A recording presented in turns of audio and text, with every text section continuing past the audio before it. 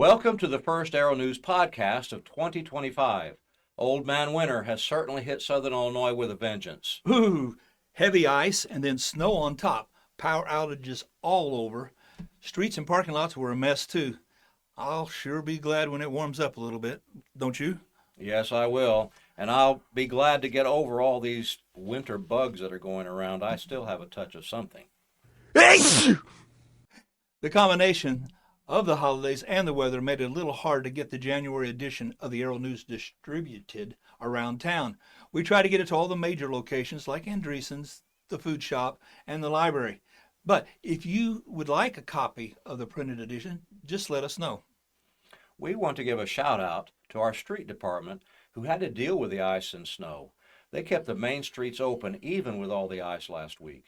You know, Doug, I had to drive out after the ice hit and check on a loved one, and I noticed a distinct difference between where the city was blading and the county took over. I realized the county has a lot more ground to cover, but our main streets were really clear very early. That's great. And we especially want to thank the Amron workers and those from the other electric companies who worked around the clock all over this area to restore power. I know they were in our prayers. Yes. Because that is very dangerous. It is a dangerous job.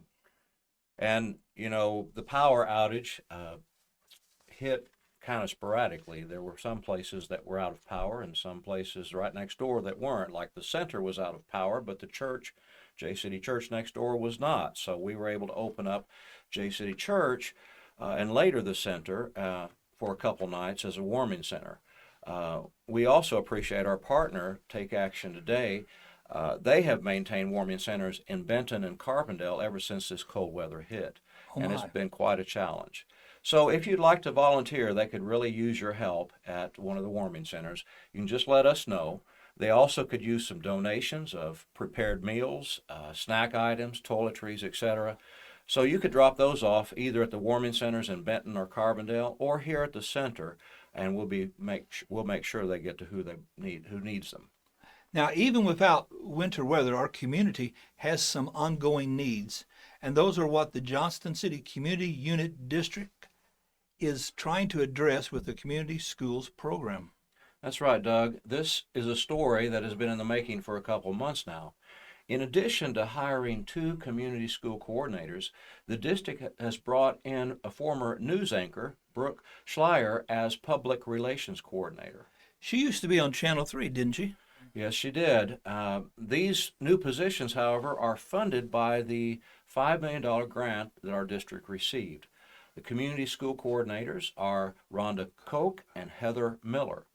They have offices at Washington Middle School and the high school, and Ms. Schleiers is working out of the unit office. I spoke with Brooke last week, and of course she just started on January 6th. Of course, she's still in training and learning about the grant program and finding her way around the schools in our district. But she assured me that she plans to work closely with Aero News, as well as put out a lot more information on the school's social media outlets. So we're expecting a lot more information about the community schools program very soon. I believe the goal is to inform the whole community about the resources and opportunities right here in Johnston City. Now that sounds like what we're trying to do here at Aero News. Yes, it is. I know a lot of people who are working hard behind the scenes to bring in new businesses to town and find some outside funding for community improvements. Now you can read more about those efforts in this month's Aero. Look for the feature section called State of the City.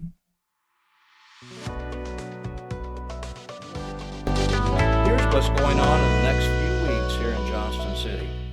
Next Monday, January 20th, is a national holiday, and that is Martin Luther King's Day. So schools are out, banks and post office will be closed. And as in the past, the library will host lunch at the library at 11 o'clock on Monday for the kids who are out of school. Now, speaking of school, can you believe that the 24th of January will be the 100th day of school? I heard that. And I also heard that they will dismiss at 11:30 that day for parent-teacher conferences. The Dental Safari is coming to Jefferson School on February 5th. But parents must sign up their children in advance. The school plans to send out a link very soon. Also on February 5th, that's on a Wednesday, the Rotary Club is sponsoring a blood drive at the Scout Cabin. It runs from 10 a.m. to 3 p.m. And if the drive brings in 30 units, I'm hoping to give myself if I'm able. The Red Cross actually makes a donation back in the community. The last drive that the Rotary Club held actually helped man a mission. Now, didn't I hear something about the Rotary Club placing wreaths on veterans' graves right before Christmas? Yes, they did. And it was the first time the club had participated in what's called the National Honor Wreaths program. Now, this puts wreaths in cemeteries all over southern Illinois, in fact, all over the country. But they only had 100 wreaths to place on veterans' graves at Lakeview Cemetery, which is not nearly enough because there are actually over 900 vets buried at Lakeview. So are they going to expand the program? Yes, they hope to do. In fact, right now, there's an opportunity for those who would like to donate. They can double the number of wreaths that are placed next year. Each wreath normally costs $17, but if you give now, you can get 2 wreaths for the price of 1.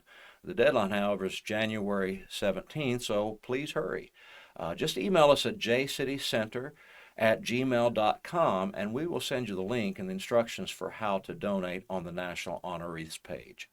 Right now, I'm going to say, let's challenge everyone to buy 2 wreaths, which would really be 4 Exactly. wreaths, Mm-hmm. and we can knock this number down real quickly. But what else is going on in town? Well, we have 2 exciting things happening in February. Valentine's Day and President's Day. Well, yeah, that too, but something even better. Good News Club. This is an after-school Bible club for children in kindergarten to 5th grade. It begins at Jefferson School on February 24th, and it continues through April 14th. The club meets on Monday afternoons after school, except, of course, during spring break. So be watching for parent permission forms to come home with your students soon, but contact your school if you don't get one. Now, that sounds like a lot of fun. What's the other one? Well, beginning on February 18th, the University of Illinois, the Extension Service, will offer free nutrition education classes. That's cooking classes on Tuesday evenings. It's a hands-on class. It's going to be a lot of fun, and you can learn how to prepare nutritious meals on a budget. And anybody in the family can come. The sessions begin at 6 p.m. and last about 90 minutes. The location will be either here at JCity Center or next door at JCity Church. It just depends on how many people sign up. Well, how do the people sign up? Well, just call the center at 618-952-1272 and we'll put you on the list. And we'll also have flyers out soon and, of course, a lot more information in the next edition of Arrow News. We're already working on the next edition? We certainly are. Look for it around town February 1st. Well, that'll be here before you know it. And that's not all that will be here before you know it. What else? Spring! Oh, I can't wait. Me neither.